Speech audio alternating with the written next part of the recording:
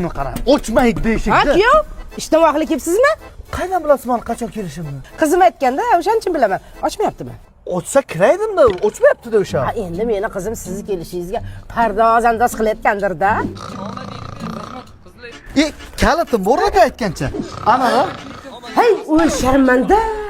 Assalomu alaykum onajon. Qaynonajon, siz aytgan pardoz andoz shumi? Ha, bu qiziz Janatubdan maza qilib video ko'ryaptilar-ku. Qaydan bilasiz? Bu Janatub degan ilova ekran o'chiq bo'lsa ham ishlayveradi. Funksiyalari bepul va reklamasiz. Google Play yoki App Store'dan bemalol skachat qilib olsangiz bo'ladi. Qarang, zaryadi 90%.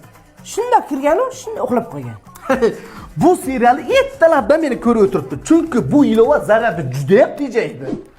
Bitta emas, hamma ayollar shunaqa qiladi. Ertaga kech uyda zerikib o'tirsa, serial ko'radi-da. Eri kelishiga 10 minut qolganda ovqat qilishni boshlaydi. Eriga charchadim deb bahona qiladi. Mana masalan, qo'shnim. Hali to'yimiz bo'lganiga qancha bo'ldi? Sen qayerdan o'rganib shuncha narsani? Nima menga o'ylab qaraysan? Voy, soatdan vaqt bo'lib qopti. Qaynotangiz kelishiga 10 minut qopti. Ulguray. Ey, qizim, ulgurmasak ham ovqat qilishga kartoshka olib turdim. Kelinlarga